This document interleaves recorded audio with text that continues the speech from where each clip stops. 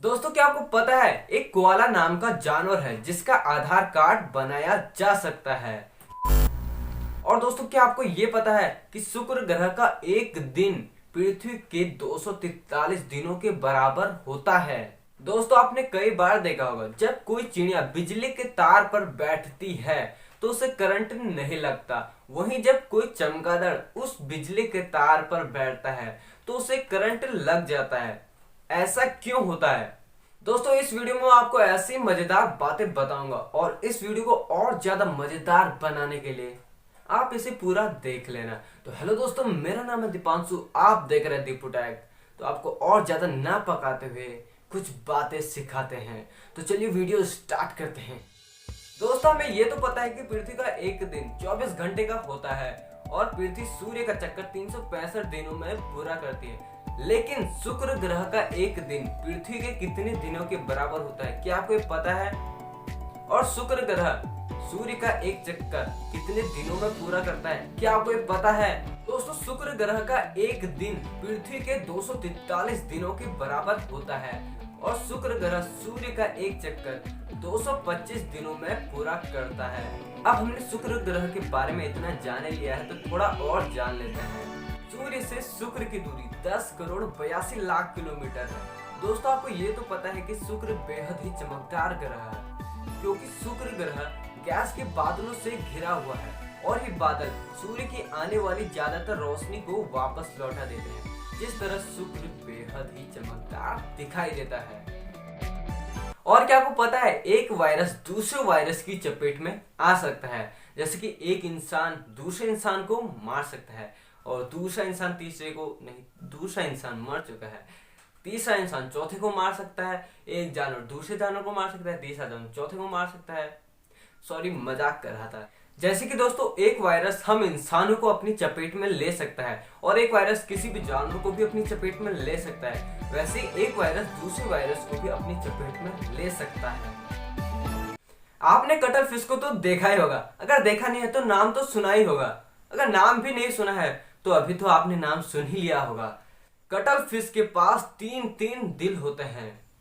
3 दिल cuttle fish के पास होते हैं। दोस्तों, जब बच्चा 15 साल का हो जाता है तब उसके दिमाग का आकार का विकास होना रुक जाता है। और दोस्तों, आपने ये भी नोटिस किया होगा कि बच्चा किसी भी चीज को अपने दिमाग में पकड़ लेता है और जब उससे वो चीज पूछी जाए तो उसका वो जवाब दे देता है। लेकिन जब वो बच्चा धीरे धीरे बड़ा होने लगता है तब वो किसी भी चीज को एकदम अपने दिमाग में नहीं पकड़ पाता और जवाब भी कहाँ देगा फिर। और 15 साल के बाद तो बच्चों का फिर ये हाल होता है। पांचवा बता दे, पांचवा नहीं है। छठा बता दे, छठा वो भी नहीं है। तूने किया क्या है वो ही बता दे। कुछ भी नहीं है। सॉरी दोस्तों, मैं तो मजाक कर रहा था। जो बच्चे ऐसे होते हैं वो बचपन में भी ऐसे ही होते हैं और जब वो बचपन में ऐसे होते हैं तो वो बड़े में भी ऐसे ही होते हैं। दोस्तों, अब बात आती है छींक पर। अभी छींक हमें आती क्यों है? आपने भी ये सोचा होगा कि छींक हमें क्यों आती है। क्या हमें छींकने से कोई फायदा होता है या छींकने से हमारा कोई घाटा होता है? दोस्तों, छींक हमारे फायदे के लिए ही आते हैं।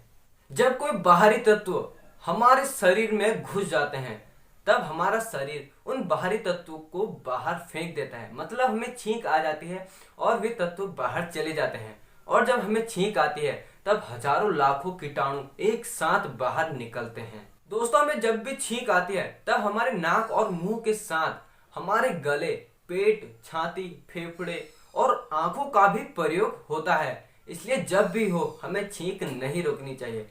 और आजकल तो वैसे ही लोग छींकने से डर रहे हैं और अगर कोई छींक जाए तो उसके साथ के लोग दूर जाने लगते हैं क्योंकि कोरोना जो आ गया।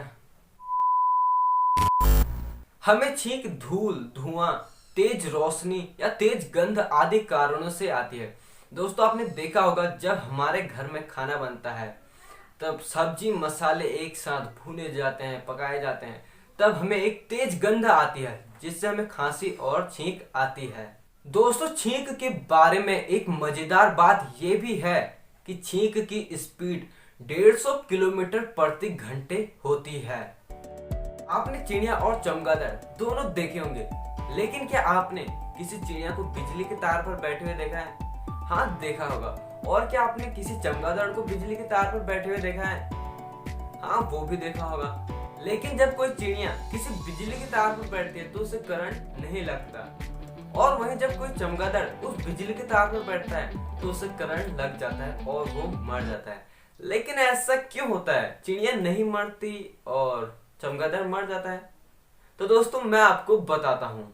विद्युत का प्रवाह लाइव फेज से न्यूट्रल की तरफ जाता है। ऐसे में दो तारों के संपर्क में आने पर करंट उत्पन्न होता है। और दोस्तों जब चिड़िया किसी तार पर बैठती है तो वो सिर्फ एक ही तार पर बैठती है, जिससे उसे करंट नहीं लगता। और चमगादड़ जब कहीं पर बैठता है तो वो उल्टा लटक जाता है। जब वो एक तार पर बैठता है तो नीचे की तार पे भी टच हो जाता है, जिससे उसे करंट लग जाता है और बेचारा मर जाता है। दरअसल दोस्तों चिड़िया तार पर बैठ जाती है या खड़ी हो जाती है, जो भी कहो, लेकिन चमगादड़ तार पर उल्टा लटक जाता है और फिर बेचारा अच्छे से लटक जाता है। दोस्तों हमने चमगादड़ के बारे में इतनी बकबक कर ही लिया है तो थोड़ी बकबक और कर लेते हैं। दोस्तों 500 चमगादड़ों का झुंड मिलकर 1 घंटे में 2.5 लाख कीटों को खा सकते हैं। दोस्तों आज के समय में आधार कार्ड कितने जरूरी हो गए हैं। हर जगह आधार कार्ड ही मांग रहे हैं। और क्या पता आने वाले कुछ सालों में जानवरों के भी आधार कार्ड बन जाए। जानवरों से याद आया, ऑस्ट्रेलिया में एक जानवर पाया जाता है जिसका नाम है कोआला। उसका भी आधार कार्ड बनाया जा सकता है। वो कैसे, वो मैं आपको बताता हूँ। क्योंकि कोआला की उंगलियों के फिंगरप्रिंट हम इंसानों की तरह ही है, और आधार कार्ड के लिए फिंगरप्रिंट की कितनी आवश्यकता पड़ती है ये तो आपको पता ही है। और अगर हम कोआला का आधार कार्ड बनाएं तो उसका आधार कार्ड बन सकता है। कोआला सफेद भालुओं की तरह ही दिखते हैं और ये शाकाहारी होते हैं। कोआला को कोआला बियर भी कहते हैं। जब कोआला को पहली बार देखा गया था तो लोगों ने इसे भालू समझ लिया था और इसका नाम कोआला बियर रख दिया था। तो दोस्तों आज की इस वीडियो में बस इतना ही। अगर वीडियो पसंद आए तो वीडियो को जमकर लाइक करो और हमारे चैनल को सब्सक्राइब करो और साथ में बेल आइकन दबा देना, ताकि हमारी आने वाली ऐसी मजेदार वीडियो आप तक सबसे पहले पहुंच सके। तो दोस्तों मिलते हैं ऐसी एक मजेदार वीडियो के साथ, तब तक के लिए बाय।